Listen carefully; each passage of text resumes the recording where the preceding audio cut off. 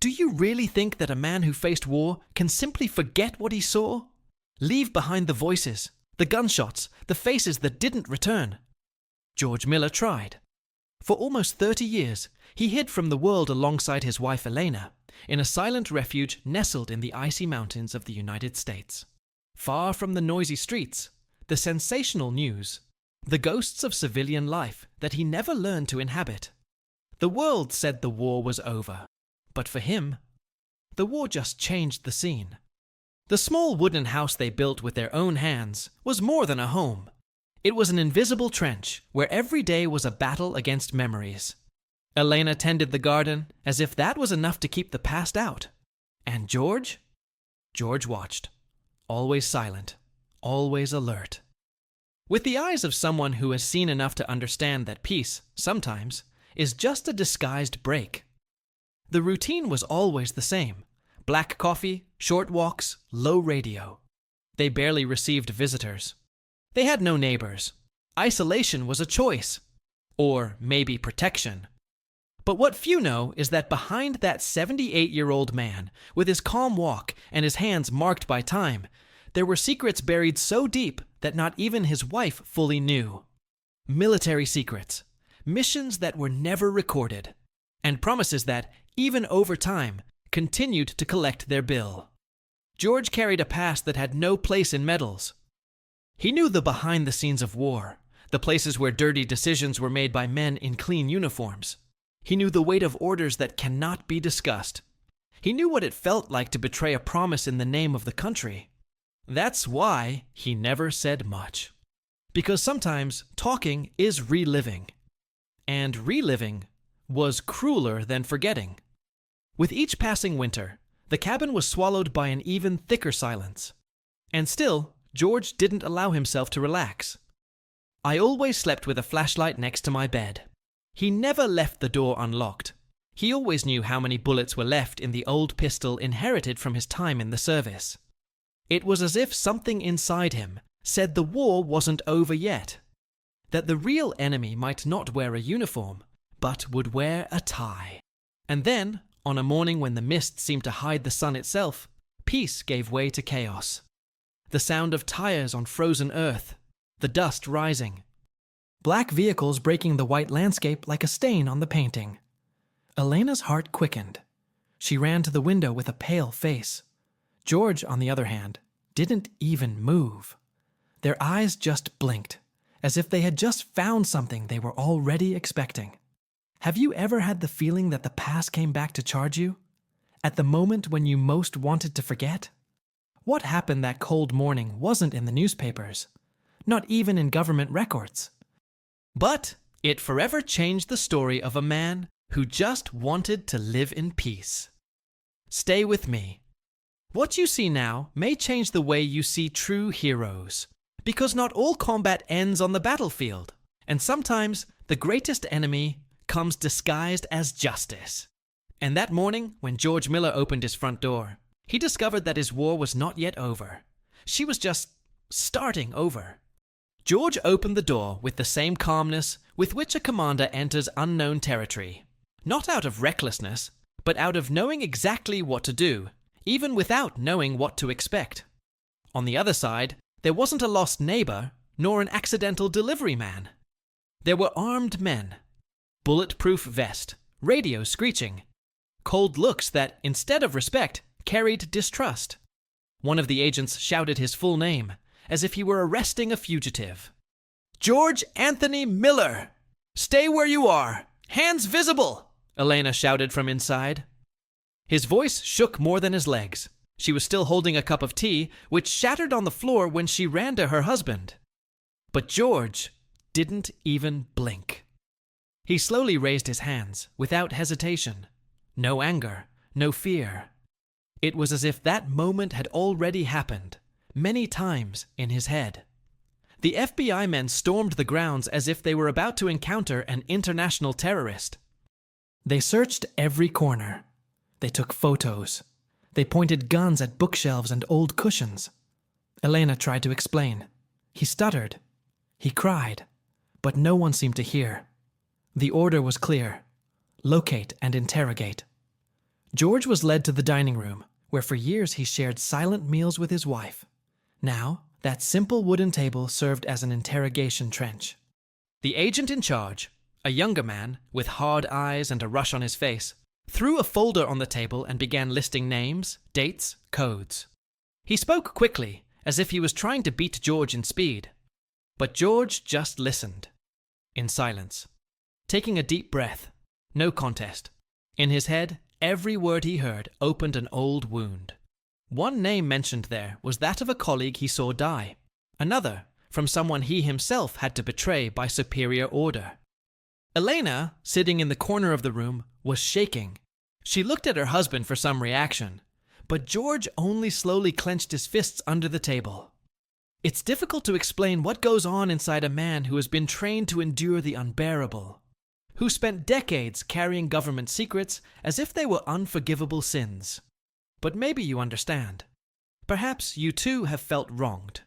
Perhaps you have also been accused of something without the chance to explain yourself. And if this moment in history touched something inside you, comment below. Tell me what moved you the most. Maybe other people are feeling the same way, and your word could make all the difference. And if you want more stories like this to continue to be told, honestly, deeply, and with the respect that these heroes deserve, leave a like. This really helps the channel reach more people who need to hear these truths. Sign up too, because this channel is not just about stories. It's about memory, justice, and humanity. At that moment, while George remained motionless, staring into space with a heavy heart, the agent turned another page in the folder and released a sentence that froze the air in the room. And it was there, exactly there, that George realized this wasn't just a misunderstanding. It was a reckoning. And what came next? No one was prepared to see. The earth was as hard as stone on that icy morning. Frost covered the dry leaves in a thick layer of white, and the silence that used to lull the days at George Miller's cabin was crushed by tires digging into the frozen ground and engines revving as if they carried war inside them. 6 black police cars, with no identification visible other than their headlights cutting through the fog, positioned themselves around the house like predators surrounding defenseless prey.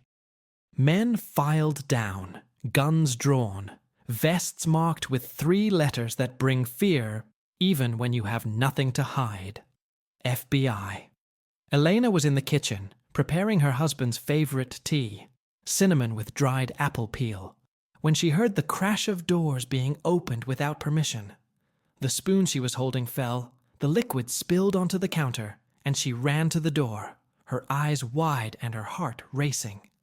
The image she found on the balcony made her stop, motionless, as if she had been frozen by the piercing wind that crossed the mountain. George, standing barefoot, with just a light coat over his pajamas, surrounded by guns pointed at his chest. "George Anthony Miller, put your hands where I can see," shouted one of the agents in a thick, authoritative voice. Elena tried to get closer, but one of the men put out his arm to stop her. "Stay where you are, ma'am," she screamed.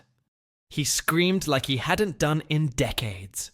A scream that mixed fear, indignation, and helplessness. The sound ripped through the air like a cry for help that the world seems to have gotten used to ignoring. But George didn't scream. I didn't shake. He just slowly raised his hands, like someone who has done this before. So many times that he lost count. His eyes looked at each agent as if assessing the battlefield. Not out of hatred, but out of necessity. He has already been there, in other lands, in other lives. He has already invaded homes in the name of national security. He has pointed guns at men who he later discovered were just trying to protect their children. And now, he was the target. The brutality of the approach said more about who was shooting than who was in the crosshairs. The agents shouted, made sudden gestures, and gave each other orders as if they were facing a dangerous criminal. They didn't see an almost 80-year-old man with deep wrinkles and a serene look. They only saw the name on a paper, surrounded by empty suspicions. George was led into the room, uncuffed, perhaps out of compassion, perhaps out of protocol. But the humiliation didn't need iron on the wrists to hurt. The room where he read with Elena every day, where he shared the silence with the lit fireplace, was now a siege scene. One of the agents violently dragged a chair and ordered him to sit down. George obeyed, without saying a word. Elena was left aside, crying in the corner, holding a blanket like armor. "We are investigating calls for suspicious activity. We need answers, Mr. Miller." "But how can we explain that certain answers cannot be said without compromising what remains of honor?" The agent in charge spoke with conviction. He accused, asserted, insinuated. But George knew that behind that confident tone, there were only assumptions. He knew that guy. Too young to understand the weight of what a man like him carries. Too hasty to notice that the truth rarely screams. It hides in the details. In George's mind, everything seemed like a repetition of old mistakes. He had already seen innocent people guilty because of their appearance, their origin, their past. Now it was his turn. And what hurt most wasn't the gun being pointed. Not even the cold eyes of the system. It was seeing Elena broken inside, trying to understand how the life they spent so much time rebuilding was being crushed again. It was as if everything he had protected, his home, his wife, his memory, was now exposed, naked, judged by strangers who would never understand what it's like to carry secrets that save lives and destroy souls. He knew that every word he said there could become a trap.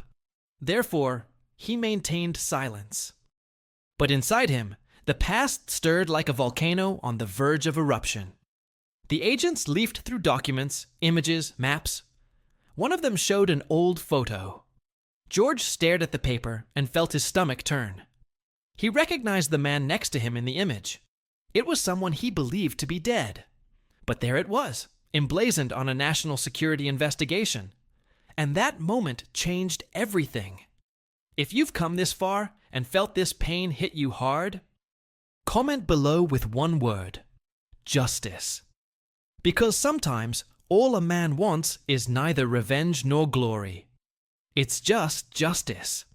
And as the government men continued to treat George like a number, something inside him began to move, slowly but surely, as if the old soldier he had buried years ago was about to awaken. The agent in charge entered as if he already had a verdict in his head. His steps weighed more than the boots he wore. He looked around, assessing the environment with a certain contempt, as if the simplicity of the wooden house were a sign of guilt. As if the absence of luxury was a cover for dark secrets. He didn't greet. He didn't ask for permission. He just pulled up the chair in front of George, threw a folder on the table, and began what he called an interview, but which looked more like a sentence. "Mr. Miller, we need your full cooperation. Your name has appeared in reports linked to suspicious movements of classified military data. Have you had contact with Colonel Bradford in the last 2 years?" George didn't respond right away. He blinked slowly, like someone seeking oxygen before diving into an abyss. The name Bradford carried decades of weight. It was an old ghost from a time when he still believed that fighting for justice was the same as fighting for the country. But that was before the lies. Before the orders that cost innocent lives. "No," he said, with a firm, low voice, but so sharp that it cut the air. "Bradford died in 2006. I was there." The agent frowned, irritated. He began twirling a pen between his fingers impatiently. "Are you sure about this?" "Because we have evidence that he may be alive. And if he is, someone is covering up his movements. Someone who knew too much, like you." Elena covered her mouth with her hands, the tears already drying on her face. She didn't know who Bradford was. George never spoke. He never told what happened at the border, on that mission that went wrong because someone high up made the right decision. For the wrong side. The agent turned pages with force, pointing out dates, maps, telephone transcripts that proved nothing, but hinted at everything. George remained impassive. But inside, a raging sea swallowed him in silence. Each accusation was a memory. Every face printed in the report was someone he tried to protect and failed. He glanced at the fireplace, where there was a frame with the only photo of his team from the Omega-9 mission. 11 men, only 3 returned, and none of them remained intact. What hurt George most wasn't the accusation itself. It was the way everything happened, as if decades of service could be summarized in 3 poorly written pages. As if an entire past could be erased by someone who has never lived even a single day under the sound of gunshots. As if the truth were a luxury, not a right. The agent kept the same theme: unauthorized access, suspicious visits, encrypted files. George knew what they were talking about. I knew what was behind it all. But it wasn't him. And that's what bothered him the most. Knowing that even with all his difficult choices, he was being accused of betraying the country he swore to protect. Oh, tell me then. Why does your name appear repeatedly in Fort Holman's digital security files? George took a deep breath. His eyes, until then serene, were filled with something denser. Because I was the one who cleaned up that mess, when no one else had the courage. The officer was silent for a moment. The phrase was not in the script. That wasn't just any answer. It was a warning. Elena closed her eyes, trying to shut out the noises of the memory. This wasn't just an interrogation. It was an exhumation. Each word turned over the past like a shovel in the frozen ground. The interrogator got up and paced from side to side, irritated at not being able to provoke a more intense reaction. He wanted confession. Or at least a mistake. But George didn't waver. His attitude was that of someone who knew that the error, in those situations, always resided in the excess of words. You don't understand, Miller. Everything is at its limit. Either you cooperate now, or we'll have to act more directly. We can take your wife, we can block your assets. The time for diplomacy is over. At that moment, George finally looked up and looked at him as if meeting an old enemy in the open field. Do you want the truth? He said with firm restraint. You couldn't stand her. None of you could. The silence that followed was heavy. No threat had more force than those words spoken with such conviction.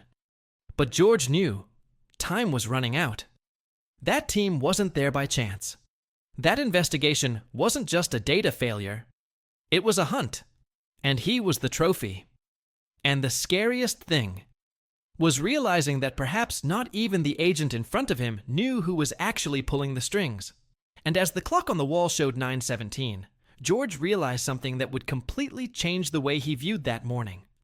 The folder they had left on the table had a small red seal with a protocol number he recognized from confidential missions. It was no ordinary investigation. It was something bigger. Much bigger. He knew that to understand what was happening, he would have to open doors that he swore he would never touch again. But now, there was no turning back. If you understand the depth of what is at stake here, write it in the comments. There are things that no one wants to see. And as George kept his eyes fixed on that seal, something inside him, almost dormant, began to awaken. An ancient intuition, forged in the fire of combat and shaped behind the scenes of hidden truth, that whispered, they didn't come after what they say. George kept his eyes fixed on that red seal as if time had stopped. For a moment, the buzz of the agents, the veiled threats, and even Elena's suppressed crying seemed distant, almost unreal. That number printed on the paper was not just a protocol identification. It was an old scar, seared into his memory like a hot iron. It was the code of a mission buried beneath layers of secrecy, silence, and pain. The year was 1989. The mission, classified as Operation Blind Mirror. A name that, at the time, seemed like just another bureaucratic convention. But for those who were there, it meant much more. It meant death. They were sent to disable a cell that, according to the documents, posed an imminent risk to national security. George led the unit. 7 men, 3 women. Everyone knew they wouldn't come back the same. But no one imagined how deep the hole they would dig with their own hands would be. It was in a forgotten village in Eastern Europe that he learned the true weight of a wrong order. They entered at night, silent, surgical. But inside that place, there were no terrorists, no illegal weapons. There were families. Sleeping children, scared women, elderly people with empty eyes. Someone had manipulated the data. A mistake, they said. A misunderstanding. But George knew it was bait. They were used. One of his men, Alan Harper, died that morning trying to protect a girl who didn't speak English, but cried in the same language as all children. The sound of that crying never left George's head. It was there that he lost trust in reports, in hierarchies, in men in suits who decided who lives and who dies, without ever stepping in the mud. And now, decades later, the same cold faces appeared, demanding answers, investigating connections, raising suspicions, as if he were the traitor. As if it were possible to erase everything that was done in the name of a country that only remembered it when it needed to get someone's hands dirty. While the agent leafed through the documents in a hurry, without understanding the depth of what he was handling, George relived each lost face. Marco Jimenez's mother, who waited in vain for a letter he promised to deliver. Samuel Lott's wife, who begged for answers and received only silence. Patterson's son, who never knew that his father died saving civilians and not blowing up buildings as they said in the manipulated newspapers. These memories were not in order. They blended into the present like disconnected flashes. The smoke, the screams muffled by screeching radios, the smell of gunpowder and sweat. Each image ripped through his mind with the force of a dull knife. But George never told anyone about this. Not Elena. Because certain pains cannot be explained. They just shape the way you breathe, sleep, walk. These are wounds that no one sees, but that decide the course of your life. And yet, there he was, sitting at the table in his own home, being treated like a criminal for having obeyed orders that others gave and then pretended to forget. It was as if the country had spat on him.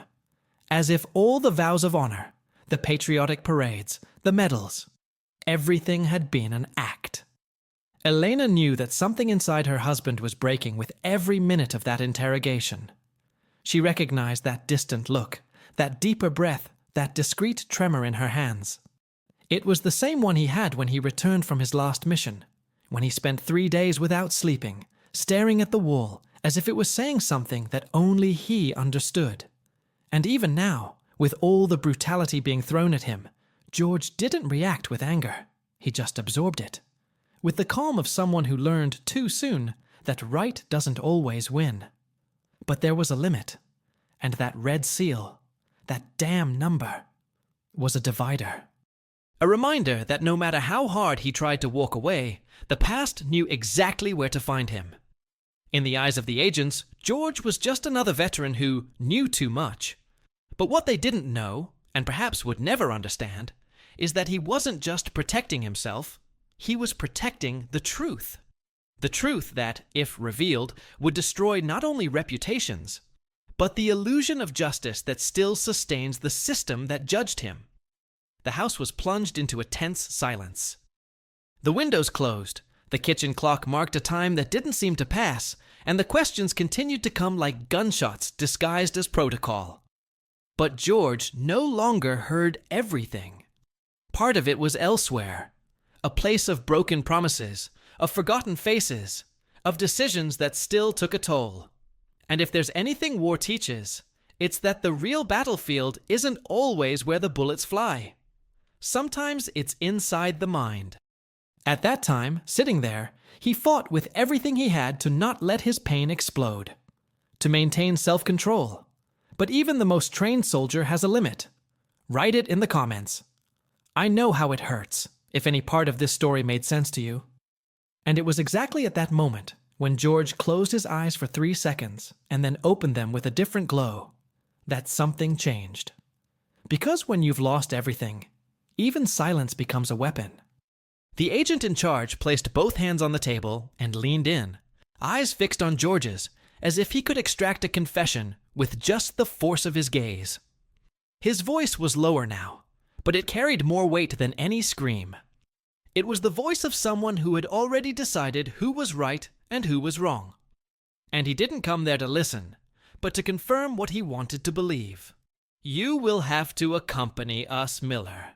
We have enough elements to request your preventive arrest." George didn't react. He didn't get up, didn't contest. He continued to sit there with a firm posture and a face sculpted by the hardness of someone who had learned that not every war ends with an explosion. Sometimes it ends with silence. But Elena broke down. The woman who for years supported the house, who tended the wounds that no one else saw, who endured the absence and return of a man transformed by war. She was now crying. Not with loud sobs, not with visible despair, but with that solitary tear that flows without control, that is born from a pain that cannot be put into words. She put her hand to her mouth, as if trying to stop her soul from escaping down her throat. It was the kind of pain that only those who love a soldier know. The kind of pain that doesn't come from losing someone, but from seeing them being lost little by little, without anyone noticing. The agent continued talking, accusing, pointing out connections that couldn't be sustained even on wet paper. And yet, with almost blind confidence, he proceeded with his orders, as if he were dealing with a number, not a human being. George slowly looked at Elena. Her eyes, puffy and unfocused, met his. And in that brief instant, they said everything that could not be said. There was a request there. Not an escape. Not even revolt. But for real. Because Elena knew George had secrets. I always knew. But he also knew his integrity, of your ethical rigidity. From the nightmares that woke him up at dawn in a cold sweat. From the shaking hands that I hid every time I saw a child crying on TV. She knew he would never get involved in something that would put lives at risk. Not after everything he'd seen. And that was what hurt the most.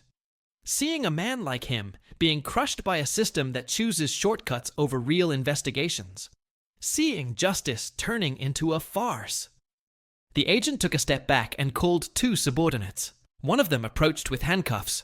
Elena jumped to her feet, her eyes wide, her breathing ragged. "Please, don't do this to him. He's not who you think he is. You don't know anything." Her voice cracked, not out of weakness, but because there was nothing else to say that could touch those people. George just held out his wrists. But one of the agents hesitated. The silence in that room was now different. It was not the silence of fear. It was the silence of the absurd. The other agent looked at his superior, waiting for confirmation. The person in charge nodded. But before the handcuffs closed around George's wrists, he finally spoke. "You are wasting time, and you are losing your dignity." That was it. But it was like lightning passing through a dry forest. The sentence, said calmly, was not a defense. It was a realization. A complaint. Because George knew it was no longer an accusation. That was preventative punishment. It was a reflection of a structure that prefers haste to precision. They didn't want the truth. They wanted someone to blame. And they found the perfect victim in George. A lonely man with a military background, removed from society. Easy to isolate, difficult to defend. But they didn't count on the firmness of his gaze. With the past he carried in his veins, with the impact his presence had, even in silence. The youngest agent, the one holding the handcuffs, looked down. It was clear that he no longer believed in what he was doing either. But order is order. And in the end, it was easier to continue than to question. George then stood up. The coat slid off his shoulders, revealing wrists marked by old scars. A burn, a barely healed cut. A bruise that never quite went away. They were not marks of domestic violence, not even banal accidents. They were the marks of someone who survived things that cannot be taught in any manual. As he walked slowly, like someone carrying centuries on their shoulders, the older agent leafed through the folder again. I was looking for something. A connection. A loophole. But there was something that bothered him there. Something that didn't close. And George noticed. In that tense look, in that growing discomfort, there was doubt. There was the spark of someone who, even though he believed he was right, began to suspect that perhaps he had been deceived too. Because somewhere behind that protocol, that whole operation, there was a reason that wasn't being said. A piece out of place. A name that disappeared from the records. A command that was not given by whoever signed the papers. The injustice wasn't just in taking George. He was pretending that he was the only important player in a game where the rules were already set. And when someone has lived so long within the hidden truth, it doesn't take much to recognize when the lie is disguised as law. If all this touches you in some way, comment below, "This is not justice." And it was exactly when George stepped out the door, the cold biting his skin and his eyes fixed on the white horizon, that the agent in charge, for the first time, didn't know what to say. The snow was still falling lightly when George, already on the porch, stopped for a moment. His feet, stiff from the cold, seemed fused to the wooden floor. He turned his face slightly, observing the outline of the forest in silence. It wasn't escape, nor resistance. It was reading. The old habit of those who, for decades, needed to interpret the environment before taking a single step. His eyes scanned the horizon not in search of an exit route, but of coherence, of logic. Because it all still didn't make sense. The agent in charge, behind him, tried to maintain his posture. The others were already retreating, uncomfortable. The mission, which began as a containment operation, had turned into collective discomfort. And no one there knew for sure who was in charge anymore. It was at that exact moment that George did something unexpected. He asked to come back. With a firm and polite voice, he looked the agent in the eye and simply said, "Before we go, there is something you need to see." The agents looked at each other. The person in charge hesitated for a few seconds. He knew the situation had gotten out of control, but he gave in. And that decision, so small at first glance, would transform everything. Back inside the house, George walked to a side wall of the hallway. He carefully moved a small bookcase and revealed a discreet opening hidden beneath an old panel. Behind him, a built-in safe, silent, almost invisible. He entered the combination in his head, without looking. The door opened with a sharp click. From inside, he took out a worn folder, wrapped in a dark cloth. No label, no name. But when the contents were placed on the table, the atmosphere in the room was split in half. There were the originals. Documents bearing the stamps of the military high command. Reports with classifications above the top secret level. Signatures of still living generals. Records of missions that never reached the press. Not even the official congressional archives. It was the shadow of the country that no one likes to admit exists, but that moves the wheels behind the curtains. George paged carefully until he came up with a name. Walter Bradford. The same man the FBI alleged was involved in current operations. The same name that motivated the action against George. But Bradford was dead. And George knew because he was the one who led the mission that located, arrested, and handed him over to the authorities. In a development that was never made public, for political convenience, not for security. He pointed to the report. This was Bradford's last official record. Page 11. The mission was carried out. He was transferred. And 2 months later, he died in custody. I have the certificate. It's in there.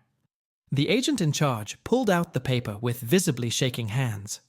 Read the first lines. Then he read it again.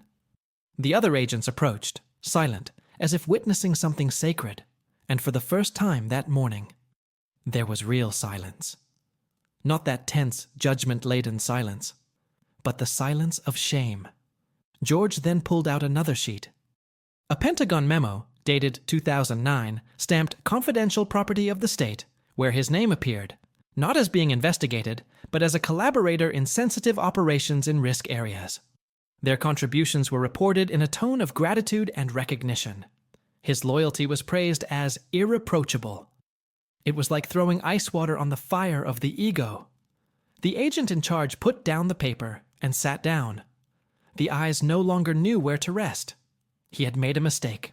everyone had. And at that moment, everyone knew. But George didn't celebrate. He wasn't ironic. He didn't accuse back. He just pushed the briefcase back into the safe and locked it. I never wanted to show it. Never. But when someone's honor is put in the mud, the truth needs to raise its voice. Elena, still leaning against the door, was crying again. But now it was different. It was the cry of someone who saw justice finally break through the thick wall of injustice. The cry of someone who carries fear for so long that they almost forget what it's like to breathe. The agents began to collect their materials. There were no further instructions. There was no longer any moral authority. There was only the truth. And it weighed more than all the weapons in the world. One of them, the youngest, approached George with teary eyes. "I'm sorry, sir. We didn't know." George just nodded, not out of arrogance, but because sometimes forgiveness comes in silence, the same silence that, for so long, kept you trying to suffocate. But there was a question that still hung in the air: if they were there because of a mistake, or if someone sent them there knowing exactly what they would find. And this possibility, more than all others, was what worried George most at that moment. Because if there was someone pulling the strings behind the scenes, using distorted information to test limits, sabotage reputations, or cover up uncomfortable truths, then this story was far from over. Comment there. That went too far. If you felt like any part of this story still needs answers. And at that moment, as the cold wind blew again through the cracks in the porch, George closed his eyes for a moment. There was something he hadn't told her yet. Something that perhaps needed to be revealed. The sun was already beginning to beat the fog when the last black car disappeared down the frozen dirt track. The sound of the engines gradually disappeared, swallowed by the trees, until only silence remained. The same silence that George and Elena chose to live in, but that morning seemed to have a new, denser weight, as if it carried everything that was left after the hurricane. The house was still standing, but nothing there was the same as before. George remained standing for a few seconds at the door, his eyes fixed on the landscape he already knew by heart, but which now seemed different. Not because the world outside had changed, but because the world inside him had moved, the kind of movement that doesn't make a sound, which is not sudden, but it transforms everything. Elena was right behind, holding his hand tightly. And in that fragile, small, trembling hand, all the resistance of a shared life could fit. She didn't say anything. It didn't need to. They both knew words would be too small. She knew what he had given up that morning. She knew the price of reliving memories that he kept under lock and key, not out of shame, but out of protection. From her, from himself, from the past that, for years, he tried to bury with dignity. The coffee cup was still on the sideboard, cold, intact. It was the same one he would take before the invasion, the same one he didn't have time to play, and it was to her that he returned. He slowly sat down on the porch chair, the same one that had always creaked under his weight, as if it were an extension of his own body. The old wood recognized his bones. It was there, between the creaking and the wind, that he found peace. The coffee was bitter, but he drank it anyway. Each sip tasted like something that had survived, with intact dignity, of unbroken memory. And as he drank, his eyes no longer searched for answers. They just rested on the horizon line, as if that were the only place that still made sense. The truth is that George didn't need to show anything. There was no need to open the safe or reveal what so many spent their lives trying to hide. But he knew that sometimes the truth needs to be put on the table, not out of vanity, not for revenge, but for something deeper: legacy. And legacy for George was not something you write in books or hang on walls. It was what you leave in the choices that no one saw. It was what remains even when your name is erased from the records. It was what survives when everything else tries to erase you. That day, no one clapped. No one handed out medals. No one ran headlines saying the FBI got it wrong. But Elena was there. The house was there. And silence was on their side. Because some men don't need to prove anything. They just live with the integrity of those who have been through it all and are still standing, even carrying the weight of decisions that change destinies. Even though he was mistaken for the enemy, even though we have to shout the truth with our eyes while the world prefers to cover its ears. George's journey was not made up of public victories. It was made up of small wars won in the dark, from sleepless nights, with calloused hands holding the invisible, from wounds that no one wanted to hear, of losses that never turned into tributes. And yet, he resisted. This resistance did not come from rifles or uniforms. It came from silent faith in something greater. It came from the love he felt for Elena, of the promise he made to himself to never return to being the man the war tried to transform. The agent's pardon was not accepted, but he was not refused either. George knew that forgiving is not always forgetting. Sometimes it's just following. And following, at that moment, meant returning to his chair, to your coffee, to your silence. But inside him, something had changed. Because when you are wronged so brutally, and yet you choose not to take revenge, it gives you strength that no one can take away. It's not about men's justice. It's about the kind of justice that only the soul understands. Elena, still beside him, placed her hand on his shoulder. The gesture was light, but loaded with everything. It was gratitude. It was pride. It was recognition. And George, with slightly teary eyes, took a deep breath. He knew there was more to come. I knew that morning had been just the beginning of something bigger. Something that perhaps still needed to be revealed. If this moment touched something in you, comment below. I understand this silence, because sometimes what is not said is what screams the most. If you've made it this far, thank you for walking with me to the end of this story.